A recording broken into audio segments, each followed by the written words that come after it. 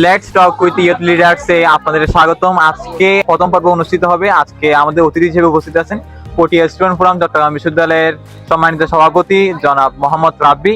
তার কাছ থেকে আজকে জানতে চাইবো তার ইয়ুথ লিডারশিপ কেমন যাচ্ছে এবং তার কার্যক্রম সম্পর্কে একটা আইডিয়া তার কাছ থেকে চাইবো, এবং এই কার্যক্রমগুলো পরিচালনা করার ক্ষেত্রে তার কোনো প্রতিবন্ধকতা সে পাচ্ছে কিনা বা কোনো অবস্ট্রাগলের মধ্যে দিয়ে তাকে যেতে হচ্ছে কিনা, সেটাই আজকে আজ করবো এবং তার কার্যক্রম সম্পর্কে বিস্তারিত জানার চেষ্টা করবো। আসসালামু আলাইকুম। ওয়ালাইকুম আসসালাম। তো কেমন আছেন? এই তো আছি আলহামদুলিল্লাহ, আপনি কেমন আছেন? তো আছি আলহামদুলিল্লাহ। তো আপনি যেহেতু পটিয়া স্টুডেন্ট ফোরাম চট্টগ্রাম বিশ্ববিদ্যালয়ের বর্তমান সভাপতি, আপনি তো অনেক কাজকর্ম করেন, একটা স্বেচ্ছাসেবীমূলক একটা সংগঠন। তো এই কাজগুলো করতে আপনার কোনো প্রতিবন্ধকতা সৃষ্টি হচ্ছে কিনা বা এই কাজগুলো কিভাবে এনজয় করছেন? ও আচ্ছা, এখন আমি কমিটি পাইছিলাম হয়তো বা 5-6 মাস আগে। তখন আমার ইনস্ট্যান্ট আমার থেকে মানে যারা নবীন ঢুকছিল, তো ওরা হচ্ছে যে কি নভেম্বরম পাই নাই। আমরা ফার্স্ট প্রোগ্রাম আমরা শুরু করছিলাম নভেম্বরম দিয়ে।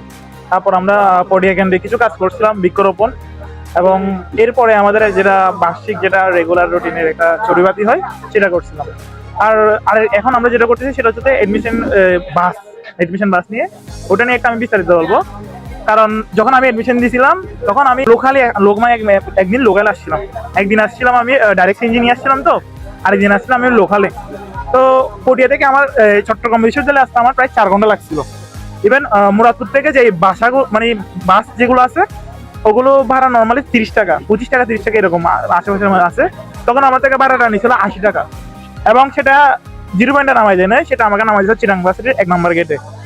এবং 1 নম্বর গেট থেকে আমার এই হল পর্যন্ত আসতে টাইম লাগছে আমার 40 মিনিট মতো। জাম ছিল প্রচুর, এবং রিক্সা আমাকে ঘুরে ঘুরে নিয়ে গেছে।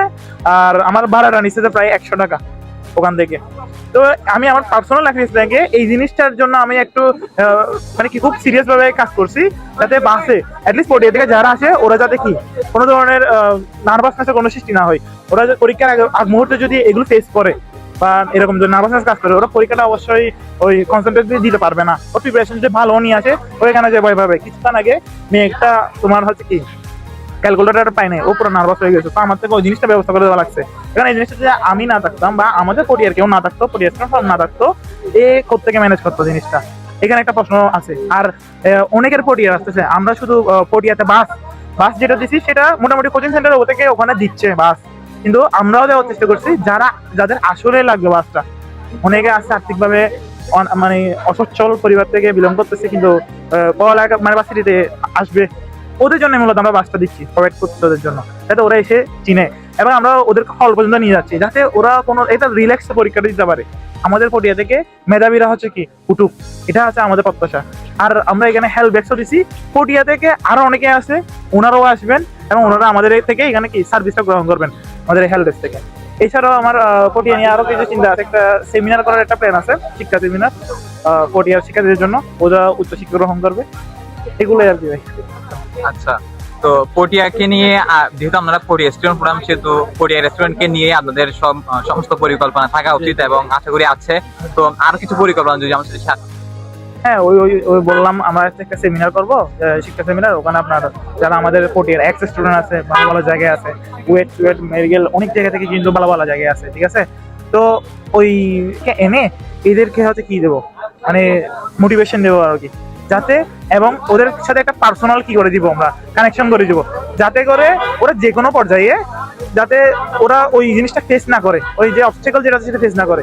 আসলে আমরা মানুষ একটা যখন উপরে যাই, তো কোনো ধরনের ভালো একটা পজিশনে গেছে, ও কিন্তু ওর এলাকা ছেলেকে সাহায্য করতে চাই। আমাদের এই ভুল বা আমাদের প্রতিবন্ধকতার কারণে আমরা রিচ করতে পারি না। তাহলে আপনি যদি ওকে রিচ করতে পারেন বা আমি যদি রিচ করতে পারি, ও কখনো আমাকে ফেরাবে না, এইটুকু আমার মানে কনফিডেন্স আছে। এবং আমি এরকম অনেক মানুষের সাথে কথা বলছি, ওরা সাহায্য করার জন্য বসে থাকে, জাস্ট দেখে থাকে যে আমরা যাই কিনা। এরকম অনেক মানুষ আছে, মানে আমার এই পর্যন্ত যারা সাথে দেখা করছে অনেক ভালো ভালো জায়গায়, ওরা চাই আমরা ওদের কাছে যাই, কিন্তু আমরা ওদের কাছে যাওয়ার জন্য ওই সেক্টরটা আমাদের, ওই প্ল্যাটফর্মটা আমাদের ক্রিয়েট করে ফেলতে হবে। যেমন আমি বিসিএস দিলাম, আমার থেকে বাইরে বন্ধ যেতে হবে, বাইরের আগে রিটার্ন আছে আমার ফ্রিলি আছে, তো ওইগুলো কমপ্লিট করার পর তারপর আমি ওই জায়গায় যেতে পারবো এবং বাইরে ওটা ওনাকে ফেস করতে পারবো, উনি যদি আমার পরিচিত হয়, ঠিক আছে। আচ্ছা, আরেকটি বিষয়, আপনারা যেহেতু স্বেচ্ছাসেবীমূলক একটা সংগঠন, তো আপনাদের কার্যক্রম পরিচালনার ক্ষেত্রে কি কোনো মানে কিছু আছে, মানে দলীয় কিছু এজেন্ডা থাকতে পারে বা দলের একটা প্রভাব থাকতে পারে, তো এই ধরনের কি কোনো কিছু আপনারা নেগেটিভ কোনো কিছু ফেস করছেন কিনা? না, আমাদের ফার্মটা হয়তো অরাজনৈতিক সংগঠন সম্পূর্ণ, এবং আমরা এই ধরনের দলীয় কখনো ফেস করিনি। যেমন আমরা এই যে এডমিশন বাসলাম, আমরা কোনো এখানে দলীয় কারোকে নিয়ে আসি নাই, আমরা উন্মুক্তভাবে লিঙ্কটা দিয়ে দিয়েছিলাম, এবং সবাই হচ্ছে সব স্টুডেন্ট, সব ট্যাক্সিতে স্টুডেন্ট এখানে কি অংশগ্রহণ করছে, মানে পার্টিসিপেট করছে, এবং আগে ওরা বাস চলে আসছে। এখানে আমরা কোন একটা নির্দিষ্ট দলকে আমরা বেনিফিটটা দিচ্ছি না।